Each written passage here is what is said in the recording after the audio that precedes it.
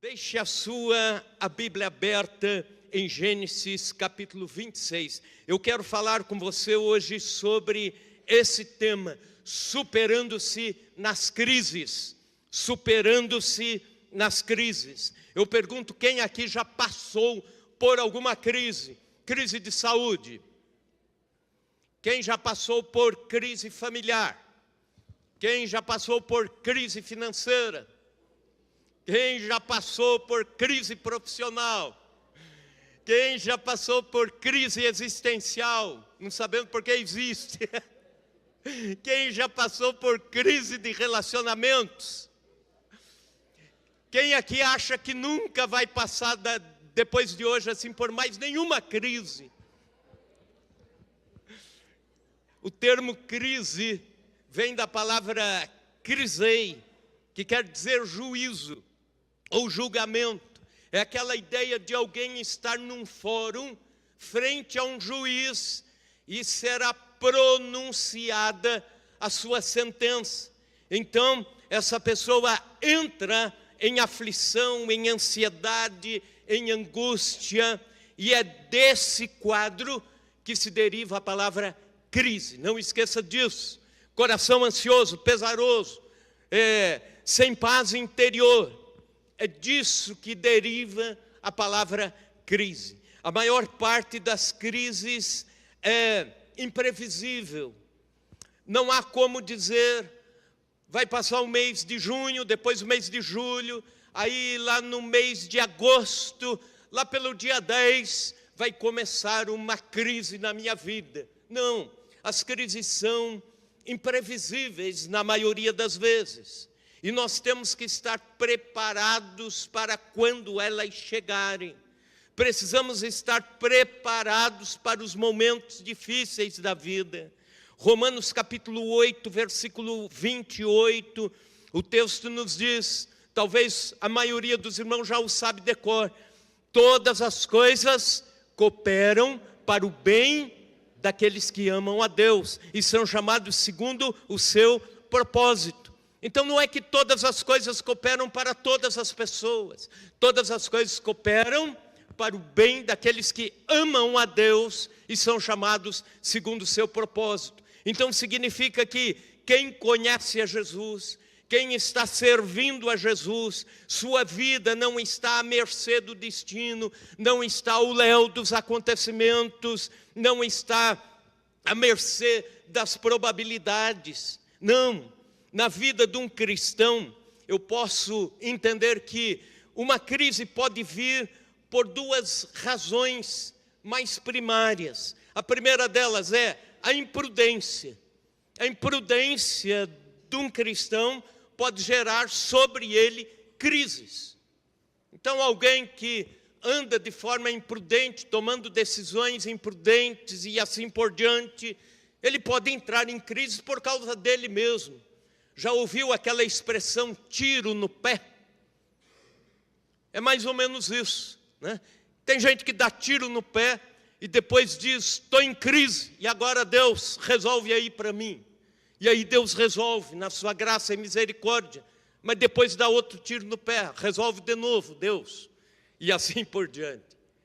Existe gente que tem imprudência, então isso lhe traz naturalmente falta de paz interior. Mas também por permissão divina, um segundo motivo.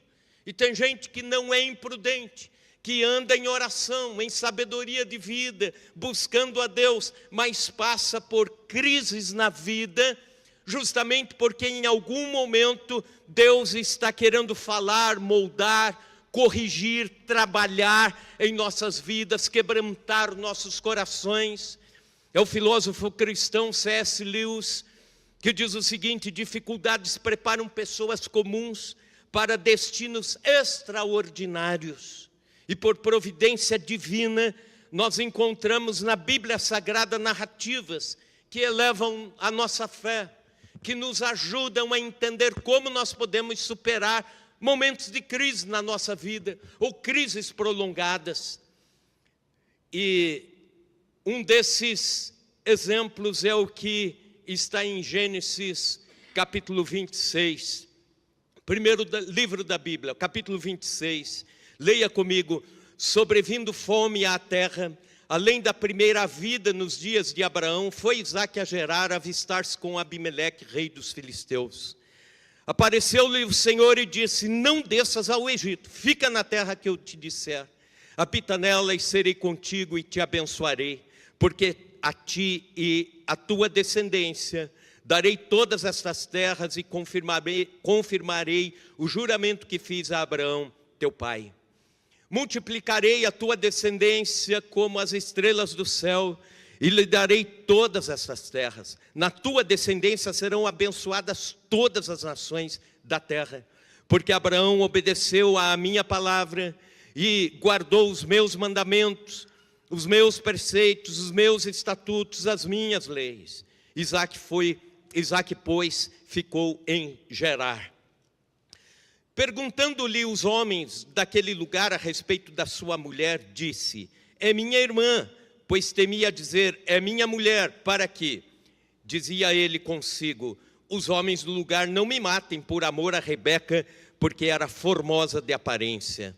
Ora, tendo Isaque permanecido ali por muito tempo, Abimeleque, rei dos filisteus, olhando da janela, viu que Isaque acariciava Rebeca, sua mulher.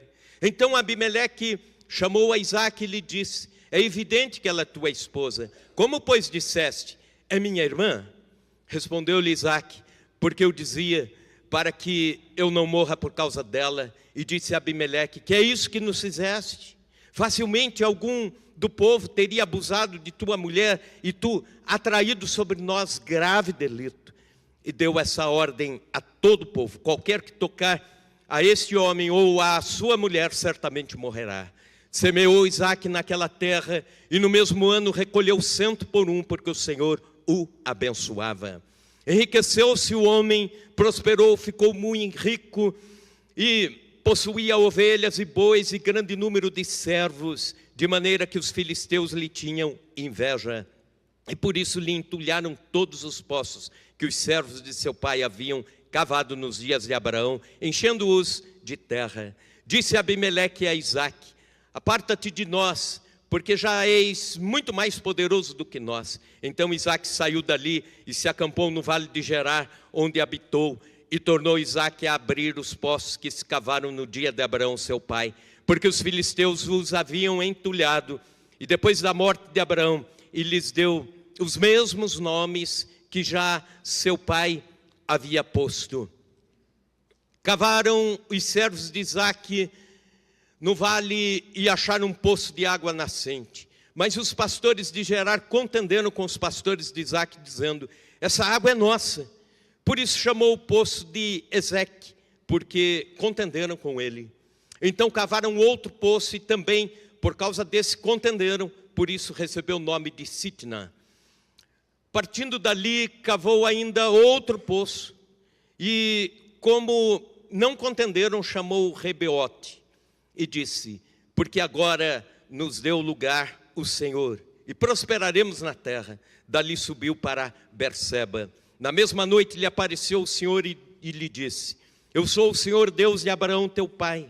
Não temas, porque eu sou contigo. Abençoar-te-ei e multiplicarei a tua descendência por amor do meu servo. Então levantou ali um altar, e tendo invocado o nome do Senhor, armou a sua tenda.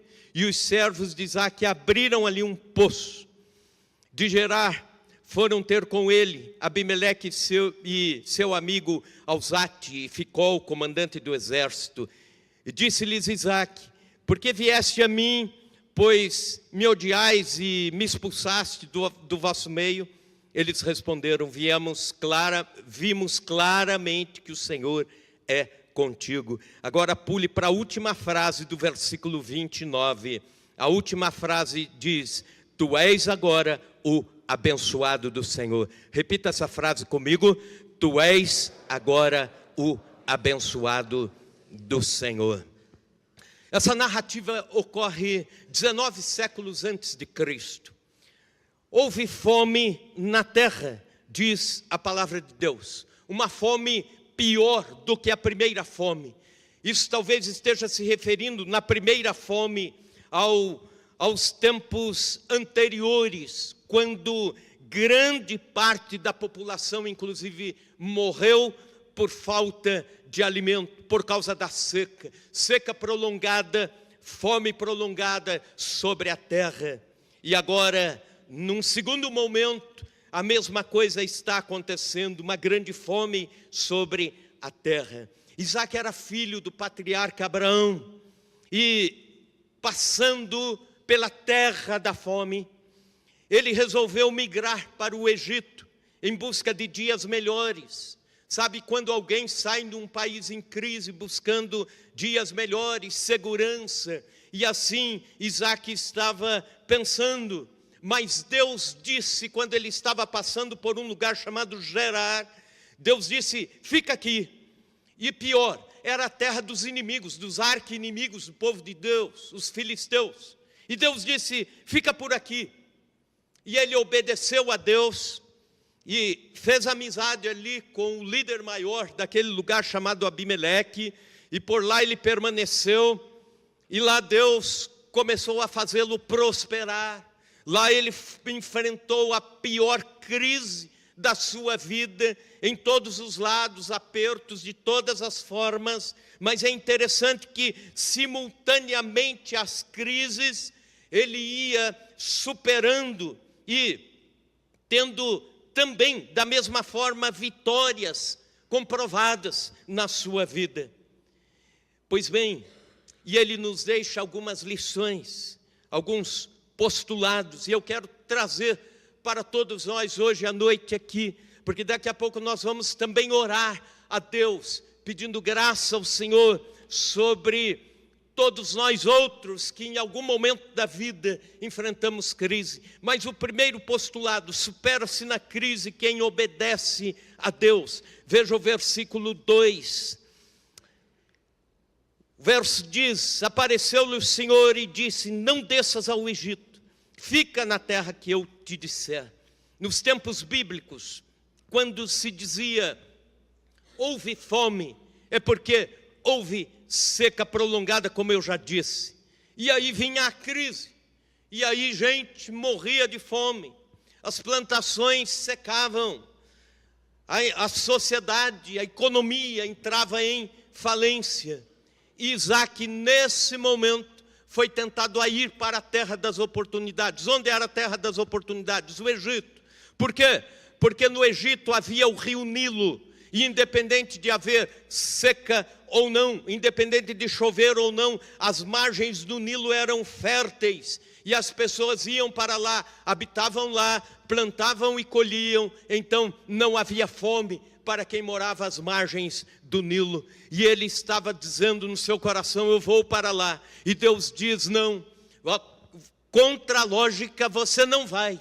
Isaac, fica aqui, fica na terra da crise, fica na terra onde as coisas não estão bem, fica na terra da fome mesmo, porque aqui é que eu vou tratar com você.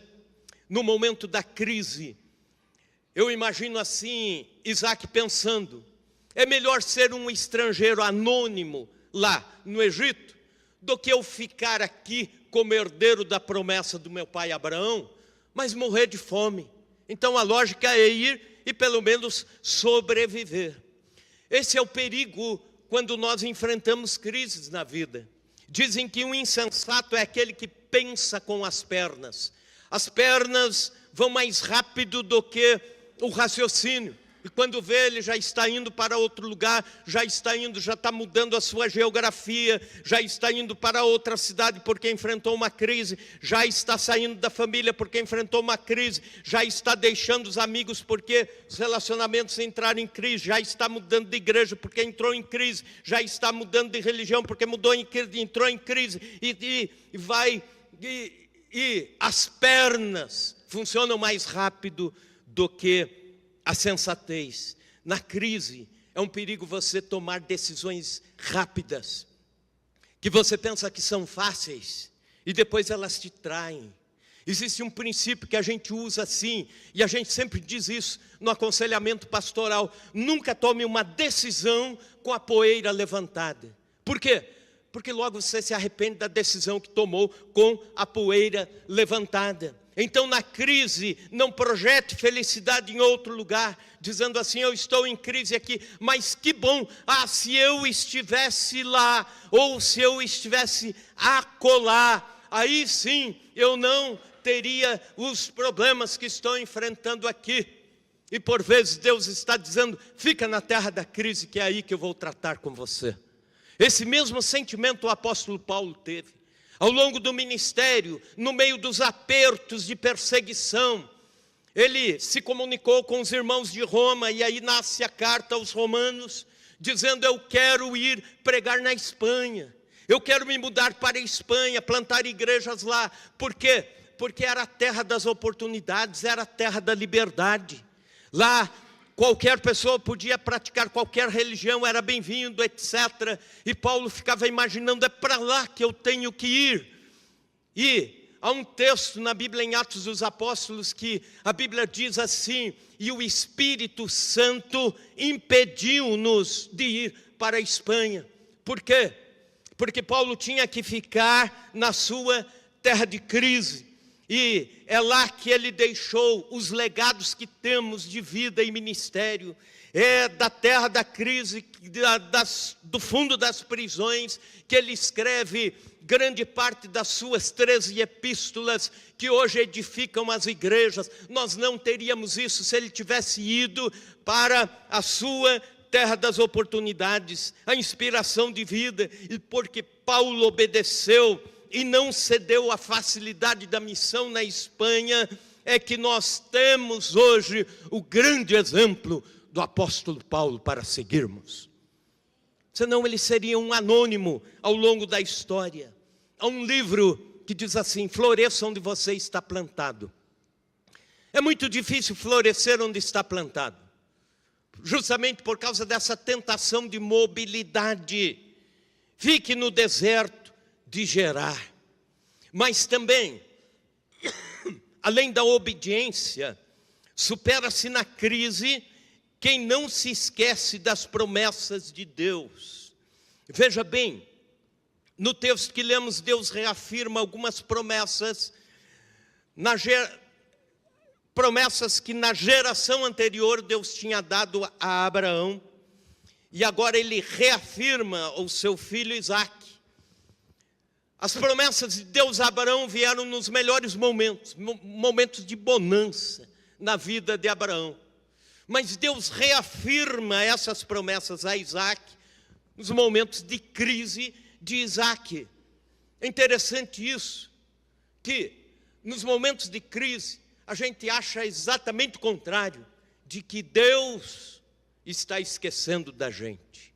E é nesse momento que ele reafirma as suas promessas. Nas intempéries da vida corremos o risco de esquecermos ou até duvidarmos dos atributos de Deus em cumprir as suas promessas, a fidelidade, a bondade, o amor de Deus para conosco. A Bíblia diz que Deus vela pelas suas promessas. Em outras palavras, a palavra velar quer dizer o ficar sem dormir. É como se Deus tivesse as suas promessas para a sua vida e Deus fica de olho nelas. Ele não dorme, ele está olhando para que essas promessas se cumpram no momento certo na sua vida.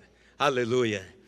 Alguém contou, eu não tenho paciência para isso, mas alguém contou e disse que na Bíblia Sagrada nós temos 3.200 promessas. Parte delas são condicionais e parte incondicionais.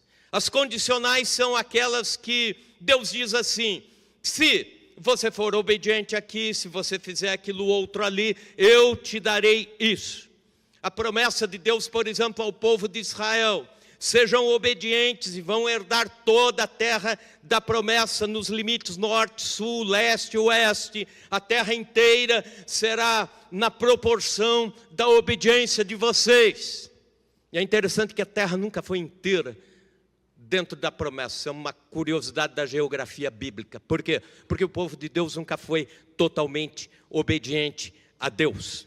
Mas interessante, essas são as condicionais. As incondicionais são aquelas que Deus diz: eu farei tal coisa, independente do que nós fizermos, Ele fará o que Ele prometeu. Por exemplo, a promessa da segunda vinda e arrebatamento da igreja. Independe do que nós fizermos, isso vai acontecer, sim.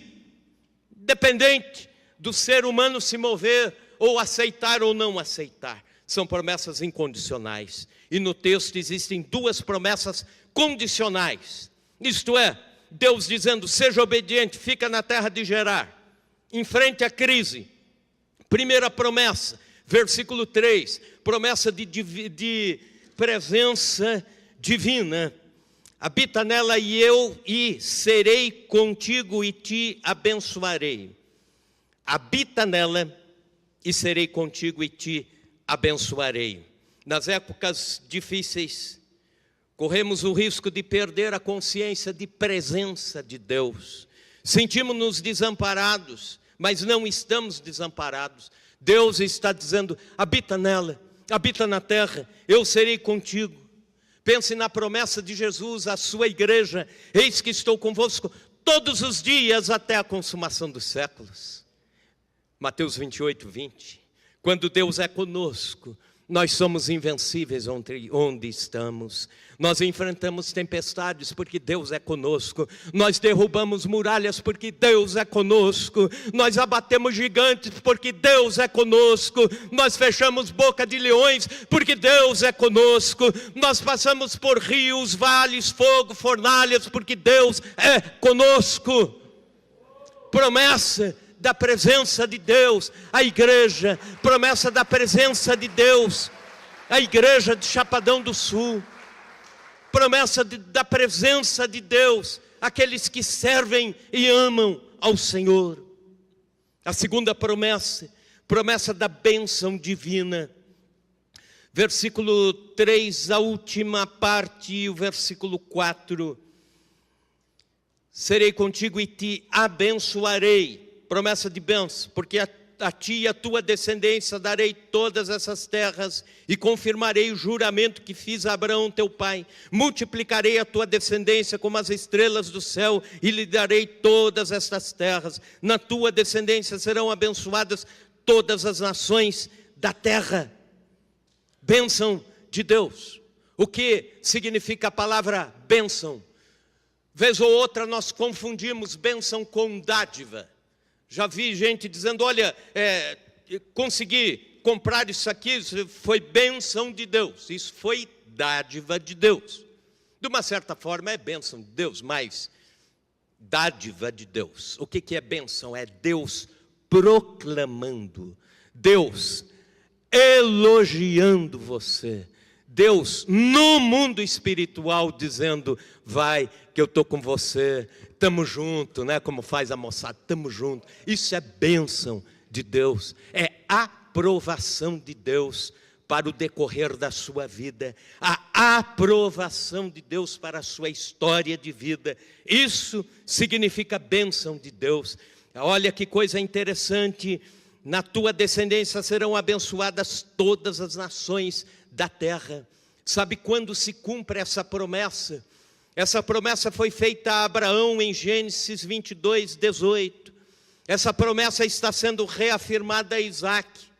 Da descendência de Isaac vem o Senhor Jesus, que morre na cruz do Calvário, perdoa os nossos pecados, nos justifica, e nele nós conhecemos a salvação. E aí Jesus é assunto ao céu, e depois nasce a igreja no dia de Pentecostes. E quando nasce a igreja, ela se expande pelas nações da terra, e as nações da terra começam a ouvir o evangelho de Cristo. Então essa promessa se cumpre quando o movimento missionário começa, e nós aqui em pleno século 21, em Chapadão do Sul, somos frutos dessa promessa de Deus a Isaac no meio da crise. Já pensou nisso? Eu e você fomos alcançados um dia, porque o evangelho saiu da Ásia Menor, Paulo pregando o evangelho. Aí, em sonho, ele é desafiado a ir para a Macedônia, e ele vai para a Macedônia. Isso significa que o evangelho entra na Europa. da Europa, dali um tempo para a América do Norte, e lá, séculos depois, para a América do Sul, e chega ao Brasil através dos missionários. Pois bem, e eu quero te dizer, nesse texto, essa promessa de bênção acontece, se cumpre em nossas vidas. Também somos frutos desta promessa de Deus a Isaac, somos parte dessa promessa. Em terceiro lugar, supera-se na crise quem se dispõe à correção divina. Dos versículos 6 indo até o 11, nós encontramos uma situação constrangedora, e aqui revela-se pecados na vida de Isaac. Veja bem, 3 pecados aqui são evidentes, pelo menos na vida deste patriarca, e Deus os trata, justamente onde Deus disse: fica, porque eu quero te tratar aí, nessa terra, os meus instrumentos estão aí, nesta terra, para o tratamento. Isaac já vira seu pai Abraão fazer a mesma coisa. Sabe quando você está no meio de uma enrascada, e aí no meio de uma enrascada você fica com medo, ficando com medo, para fugir da enrascada, você diz assim: tem um caminho mais fácil, o caminho da mentira. Se eu der uma mentirinha aqui, eu consigo desviar o problema ali e fico bem acolá. E afinal, é apenas um pequeno atalho desse tamanho para me livrar de um problema desse tamanho.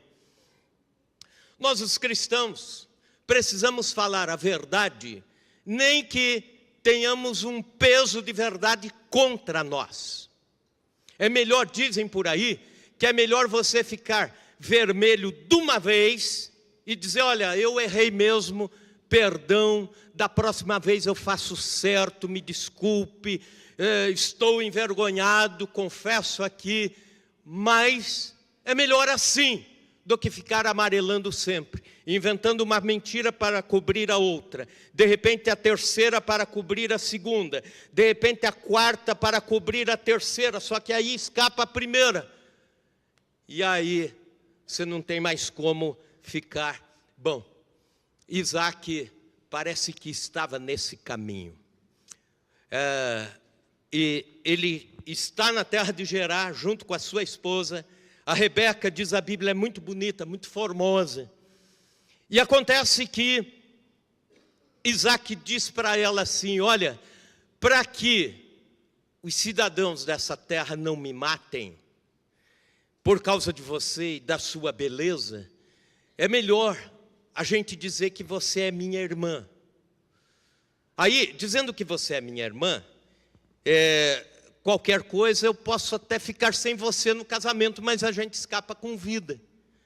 Acontece que essas coisas têm, essas falas têm a perna curta, como dizia nossos avós, nossos pais. E aí, de repente, o líder maior vê Isaac e Rebeca no momento mais íntimo deles e diz: a Rebeca é evidente que não é sua irmã. Por que você está mentindo para a gente? Você está mentindo, e se alguém pegasse a sua esposa, levasse, o que aconteceria? Deus traria maldição sobre o nosso povo, por causa da sua mentira. Olha que coisa interessante, Deus usa o ímpio, aquele que não conhece a Ele, para puxar a orelha do crente. Não é vergonhoso isso? Né? Mas às vezes Deus faz isso. Deus usa aqueles que nem conhecem a Jesus para dizer: olha, você não devia estar falando isso, você não devia ser desse jeito, você devia se cuidar melhor. Deus usa o rei pagão, Abimeleque, para corrigir o Isaac. E a gente não gosta das correções de Deus. A disciplina de Deus é doída. A disciplina de Deus nos torce a orelha no meio da nossa caminhada. Mas Deus por vezes diz: fica em Gerar, porque eu vou aqui corrigir a sua vida. Um autor chamado J.B. Phillips, no seu livro Se Seu Deus é Pequeno Demais, ele diz o seguinte, que a gente chega num momento da vida e começa a culpar Deus pela oração não respondida, pela tragédia imerecida, e chamamos Deus de desmancha prazeres. O Deus desmancha prazeres, porque a vida está decorrendo, e de repente Deus põe um freio para tratar com a nossa vida, com o nosso caráter, com as nossas atitudes.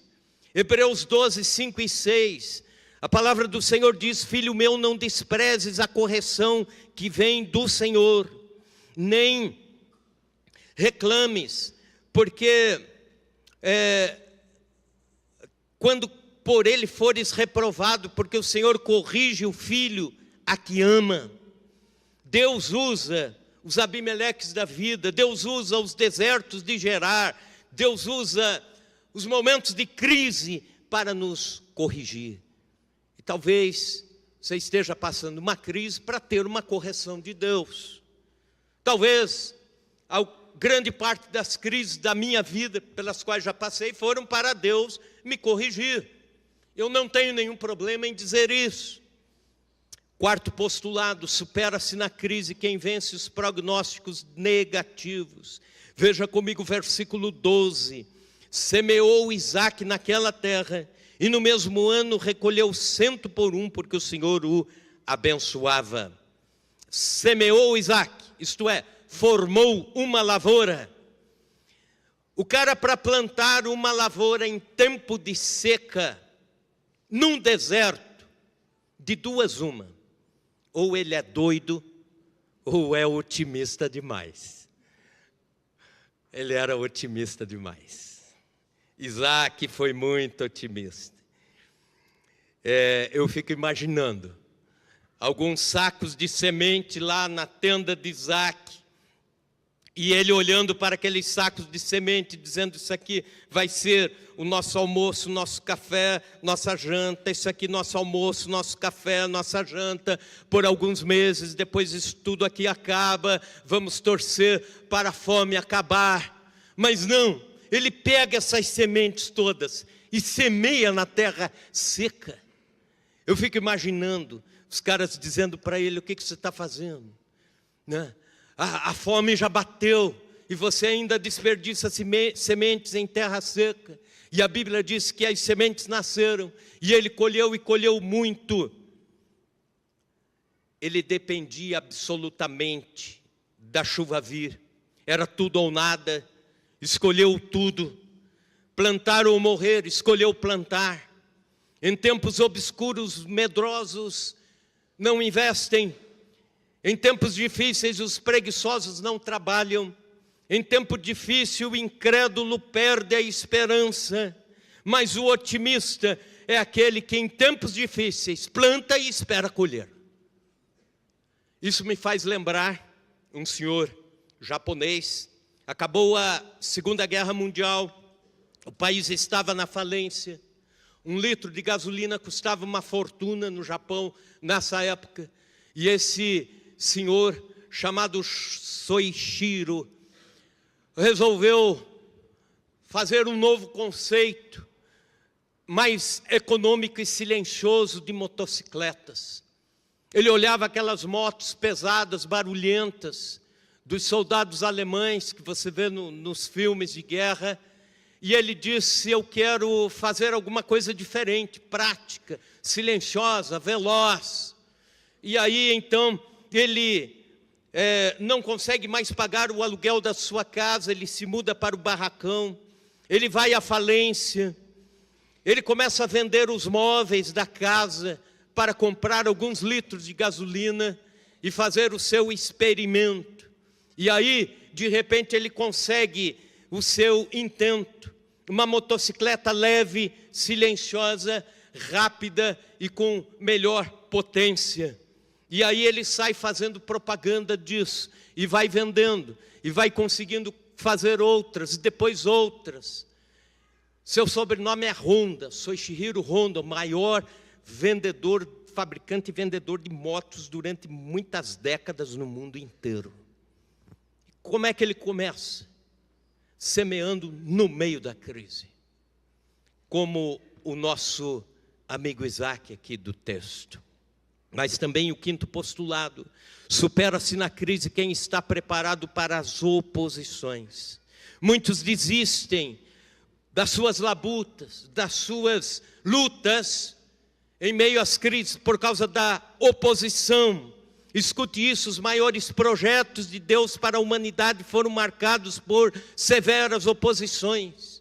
E a gente tem essa ideia assim: se é de Deus vai dar tudo certinho, nenhuma oposição. Já viram essas coisas assim? Crente que ora e diz assim: eu estou orando por isso aqui. Se tudo der certinho é porque era a vontade de Deus. Às vezes tudo vai dar erradinho. E aí que era a vontade de Deus. É porque a gente faz as contas conforme o nosso bem-estar. A gente não quer enfrentar a oposição. Mas escute isso: houve oposição pontual na saída dos hebreus do Egito. Durante todo esse tempo, Faraó e o Egito fechavam o coração e se opunham radicalmente a Moisés e Arão. Houve oposição intensa na reconstrução dos muros de Jerusalém por Neemias.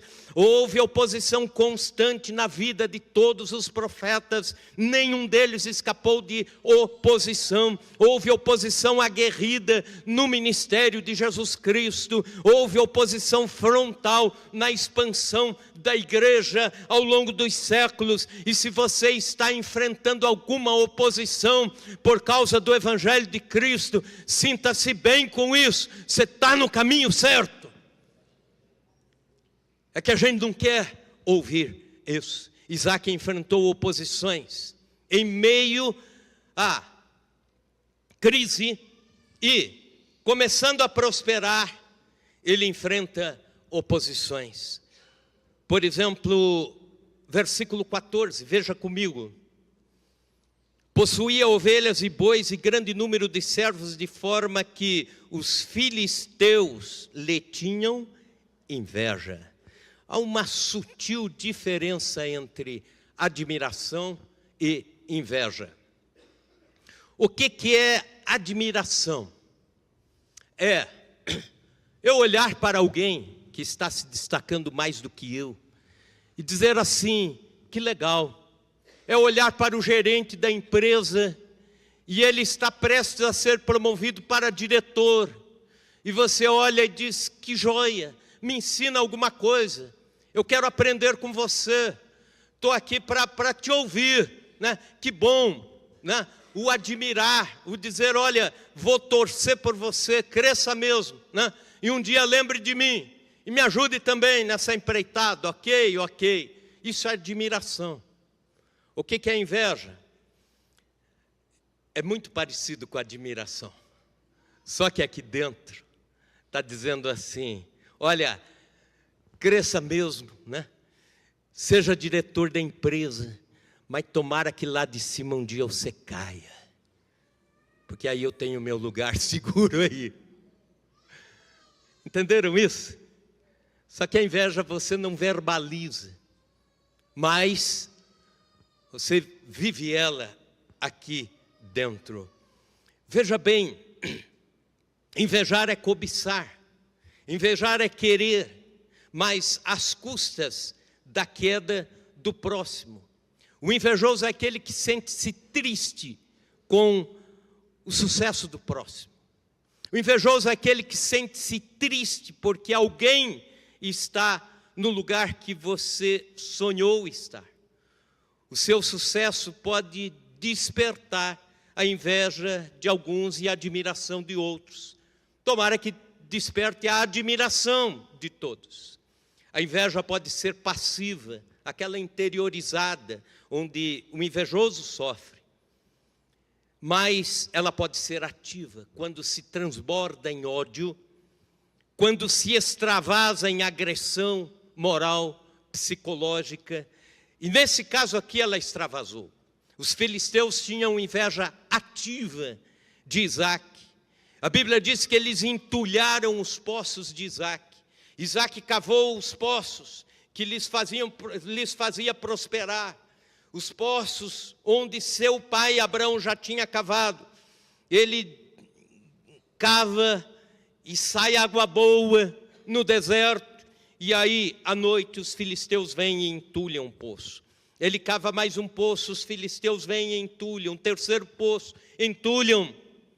Primeira oposição, a inveja dos filisteus. Segunda oposição, a rejeição de Abimeleque por ele. Versículo 16, disse Abimeleque, que até então era amigo de Isaque.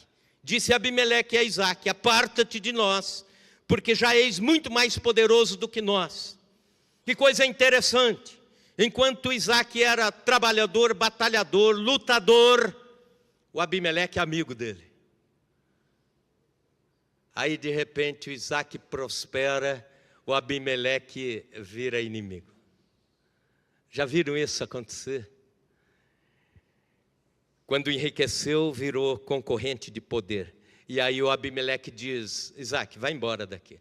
Vai embora, o Gerar ficou pequeno para nós dois. Alguns são rejeitados por seus fracassos, mas pasmem, outros são rejeitados pelos seus sucessos. Terceira oposição, a contenda, versículos 20 e 21, os filisteus lutavam contra os pastores, os funcionários de Isaque, aqueles que cuidavam das ovelhas, dos bois, iam tendo contendas, brigas entre eles. E como é difícil você ficar num ambiente de brigas, como é difícil você ficar em ambiente de disputa de poder, como é difícil isso, você se sente pressionado, esmagado de um lado, do outro, e a vida vai perdendo, o teto vai achatando, quando você vive nesse tipo de coisa, discussão, disputa de espaço, egos e tudo mais. Todos nós, em algum momento, sofremos as oposições, seja pela inveja, pela rejeição, pela contenda ou por outros tantos motivos, mas vence, supera-se na vida quem está disposto na sua caminhada a enfrentar as oposições. Sexto postulado, supera-se na crise quem transforma o passado em referência. Veja comigo versículo 18, apenas o 18. E tornou Isaque a abrir os poços que cavaram-se nos dias de Abraão, seu pai, porque os filisteus os haviam entulhado depois da morte de Abraão. Aparece aqui o pai, Abraão. Os poços, os mesmos nomes, os mesmos locais, referência de passado. Veja comigo versículo 24 e 25. Aí Deus coloca novamente essa referência de passado. Na mesma noite lhe apareceu o Senhor e disse: eu sou o Deus de Abraão, teu pai. E aí faz a promessa, em versículo 25, então levantou ali um altar, e tendo invocado o nome do Senhor, armou uma tenda, e os servos de Isaque abriram ali um poço. Com quem que Isaque aprendeu a erguer altares? Com Abraão, seu pai. Com quem que ele aprendeu a fazer tendas? Com Abraão, seu pai. Com quem ele aprendeu a cavar poços nos lugares certos, mesmo no meio do deserto, achar o lugar certo que vai dar água. Experiência de vida. Querido irmão, querida irmã, todos nós ao longo da vida, em algum momento, para superarmos as nossas crises, precisamos dar uma olhadinha para o nosso passado, para aqueles que já foram antes de nós, ou aqueles que já branquearam os cabelos e a barba,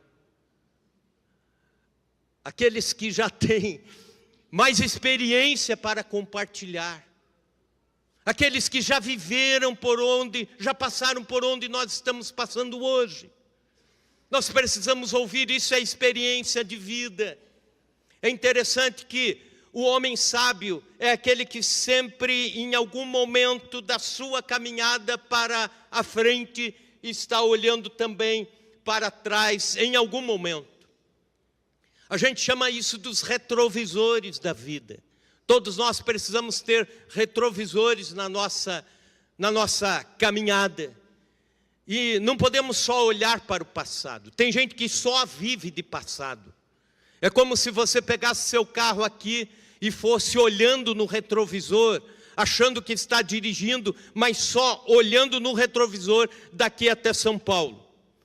Você não chega nem na vaca parida e já vai bater o carro. Porque só está olhando aqui, para trás, né? Mas a caminhada é aqui, olhando para frente, dirigindo, mas o retrovisor nos faz entender quem vem atrás, nos dá essa segurança. E por vezes Deus coloca na nossa vida esse bom senso de olharmos para o passado, para o legado dos pais, dos avós, para os exemplos dos irmãos de fé mais antigos, para os ensinos, para a sabedoria dos anciãos.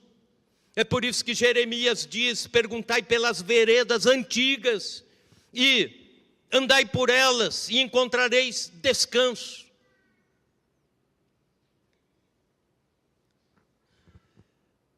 Sétimo e último postulado: supera-se na crise quem transforma o cotidiano em adoração. Volte ao versículo 25. Então levantou ali um altar, e tendo invocado o nome do Senhor, armou a sua tenda. E os servos de Isaque abriram ali um poço. Isaque aprendera com Abraão, seu pai, a levantar altares, o lugar do encontro ou reencontro com Deus. Altar tem a ver com adoração, tem a ver com gratidão, tem a ver com culto a Deus, tem a ver com nossa relação com Deus.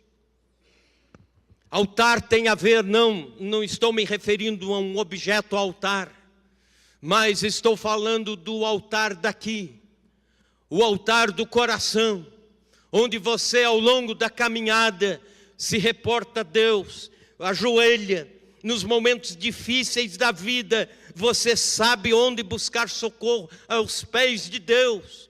Esse é o altar do crente, esse é o altar do homem de Deus, do pai de família, da mulher sábia. O altar armava tendas. Isso tem a ver com a nossa peregrinação nessa vida, isto é, a nossa cidadania, o nosso morar, o nosso viver, o senso de pertencimento a algum lugar. É a nossa vida de cidadão chapadense. Cavar poços tem a ver com os empreendimentos, tem a ver com o trabalho, com a profissão, com o curso da faculdade, tem a ver com a provisão para a vida, tem a ver com a profissão. Todos nós ao longo da vida precisamos armar tendas, isto é, pertencer. Todos nós precisamos cavar poços, mas primeiro de tudo, altar. Olha que coisa interessante, na sequência aqui aparece em primeiro lugar altar. Então levantou ali um altar. Aleluia. Uma observação aqui. Abraão, pai de Isaque, tinha um sócio, sobrinho chamado Ló. Lembram disso? Lembram da história? Ló era extremamente materialista, consumista. E a Bíblia diz que Abraão ia levantando altares e armando tendas. Isto é, adoração a Deus e pertencimento social. Enquanto que Ló, você nunca encontra armando altares. Obrigado. Você nunca encontra Ló construindo altares. Sempre armando tendas. E a Bíblia diz tendas, armando suas tendas em direção a Sodoma e Gomorra. Quando chegam os momentos de aperto na vida, o Ló se desfaz, se dilui, mas Abraão erguia altares, adorava primeiro. E essa lição o Isaque aprende: primeiro adoração a Deus, Primeiro o altar a Deus, não negligencie a adoração, não negligencie o buscar a Deus. Arme suas tendas, mas primeiro levante altares. Cave seus poços, mas primeiro levante altares. Um sábio do passado dizia: a diversidade desperta em nós capacidades que em circunstâncias favoráveis teriam ficado adormecidas. Deus permite um capítulo inteiro de Isaac na terra da crise, para que ele possa contar essa história de superação a nós aqui hoje. Supera-se na crise quem obedece a Deus. Supera-se na crise quem não esquece as promessas de Deus. Quem se dispõe à correção divina. Quem vence os prognósticos negativos. Quem está preparado para as oposições. Quem está em paz com o seu passado e o tem como referencial. Quem transforma o cotidiano em adoração. E o texto termina com duas expressões que fecham essa narrativa. Começa falando de crise e fome, inseguranças. Versículo 28, veja como vai terminando esse texto. E eles responderam, isto é, os filisteus, dizendo para Isaac agora: vimos claramente que o Senhor é contigo. Aleluia. Versículo 29, a última parte: tu és agora abençoado do Senhor. São príncipes pagãos dizendo para Isaac: agora nós vemos a mão de Deus abençoando você.